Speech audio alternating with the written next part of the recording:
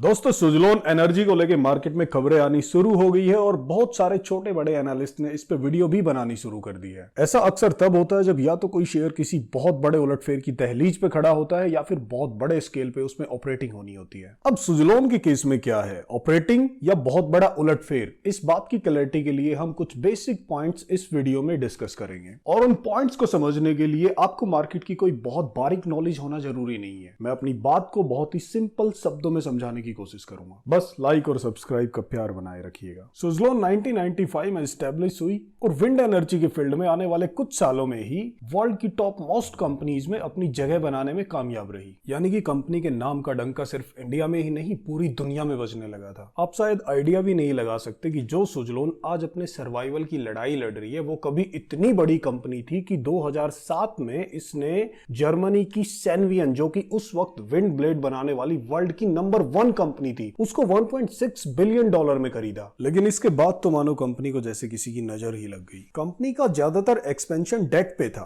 Company का business model ही कुछ ऐसा था कि इनके क्लाइंट्स को सिर्फ 25% ही पूरे प्रोजेक्ट की कॉस्ट इनिशियली पे करनी पड़ती थी, बाकी का सारा प्रोजेक्ट लोन पे रहता था और बैंक के पास एज ए सिक्योरिटी पूरा का पूरा विंड प्लांट ही रखा जाता था। 2008 में कंपनी को कुछ हार्ट ब्रेकिंग इवेंट्स का सामना करना पड़ा। कंपनी की यूएस की कुछ विंड मिल्स में कुछ मिस हैपनिंग हुई, जिनके चलते एक प्रॉफिटेबल बिजनेस अचानक एक डेट एक्यूमुलेट करने वाले बिजनेस में कन्वर्ट हो गया और तब से लेकर अब तक कंपनी ठीक से संभल नहीं पाई है। 2008 से अब तक सुजलोन का लोन 3 बार रिस्ट्रक्चर हो चुका है। सुजलोन का पहला लोन रिस्ट्रक्चर 2009 में हुआ, जिसके चलते कंपनी को हेंशन ट्रांसमिशन इंटरनेशनल में अपनी कंप्लीट होल्डिंग को सेल करना पड़ा, जो कि 35% थी। और इसके बाद 2013 में अगेन लेंडर्स को सुजलोन का लोन रिस्ट्रक्चर करना पड़ा और 2013 के लोन रिस्ट्रक्चर के बाद सुजलोन में एंट्री हुई दिलीप सिंघवी जी की। दोस्तों आप में से जो नहीं जानते, मैं उनकी जानकारी के लिए उनको बता दूं कि दिलीप सिंघवी जी हमारे इंडिया की सबसे बड़ी फार्मास्यूटिकल कंपनी सन फार्मा के फाउंडर है। दिलीप सिंघवी जी ने 2014 में 1800 करोड़ में सुजलोन में 23% का स्टेक लिया। 9500 करोड़ के लोन रिस्ट्रक्चर के बाद इस 1800 करोड़ ने कंपनी को एक अच्छी खासी ऑपरेशनल कॉस्ट प्रोवाइड करवाने का काम किया। लेकिन आप इसे सुजलोन का बैड लक कहिए या कुछ भी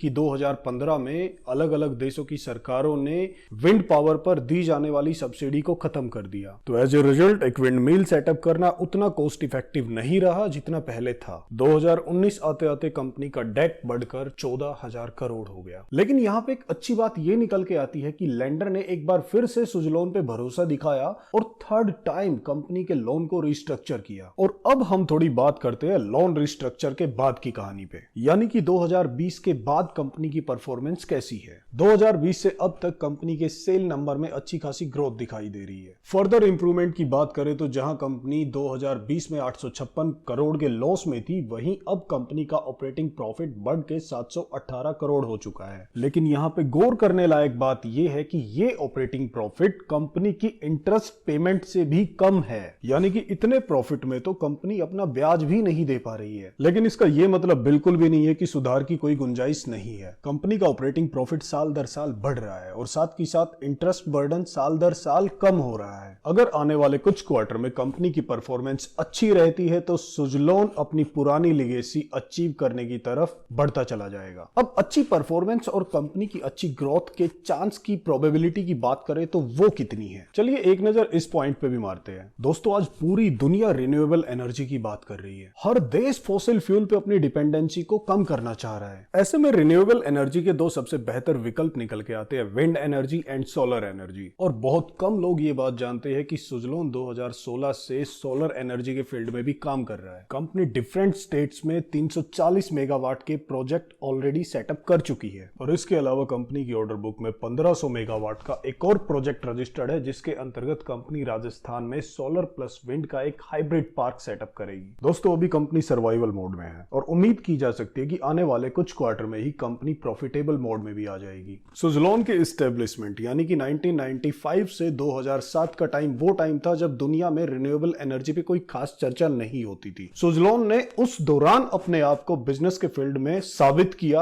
और अपना नाम दुनिया की टॉप मोस्ट कंपनीज में शामिल करवाया। उसके कंपैरिजन में आज के टाइम की बात की जाए तो आज दुनिया का हर देश रिन्यूएबल एनर्जी के पीछे दौड़ रहा है। लेंडर का भरोसा आज भी कंपनी के बिजनेस पे बना हुआ है, इसीलिए थर्ड टाइम वो कंपनी का लोन रिस्ट्रक्चर कर चुके हैं। सुज़लोन के पास ऑर्डर की कोई कमी नहीं है, कंपनी की ऑर्डर बुक आज भी भरी पड़ी है। बस ऑर्डर एग्जीक्यूशन की स्पीड थोड़ी स्लो है, क्योंकि कंपनी बाहर से कोई पैसा नहीं उठाना चाहती, कोई नया कर्जा नहीं लेना चाहती, अपने ही पैसे से ऑर्डर को एग्जीक्यूट करना चाहती है। और कंपनी के पास ऑपरेटिंग कैश कम है, जिसके चलते स्पीड थोड़ी सी स्लो है। कंपनी का ऑपरेटिंग प्रॉफिट बढ़ रहा है और डेट धीरे धीरे घट रहा है। ऐसे में मेरे हिसाब से तो रिस्क लेना बनता है। बस क्वार्टर ऑन क्वार्टर कंपनी की परफॉर्मेंस पे नजर रखिए। अगर आने वाले कुछ क्वार्टर्स में कंपनी इंप्रूवमेंट दिखाती है तो हमें पता भी नहीं लगेगा कि 11 रुपए पे ट्रेड करने वाला ये शेयर कब 50 रुपए पे जाके बैठ जाएगा। और दोस्तों, एक बात मैं यहाँ पे कहना चाहूंगा कि सुज़लोन की असली दौड़ तो 50 के बाद शुरू होगी। बाकी आपका पैसा है, आपका डिसीजन है। जो मैंने एनालाइज किया वो मैंने बता दिया। अब जो आपका दिल कहे उस हिसाब से आप अपना डिसीजन ले लें। हमारी कोशिश यही रहेगी कि जितना हो सके हम आपको उतनी ऑथेंटिक इन्फॉर्मेशन प्रोवाइड करवाए, आप ढेर सारा पैसा कमाए और हमेशा मुस्कुराए। और वीडियो अच्छी लगे तो लाइक और सब्सक्राइब से भाई का हौसला जरूर बढ़ाए।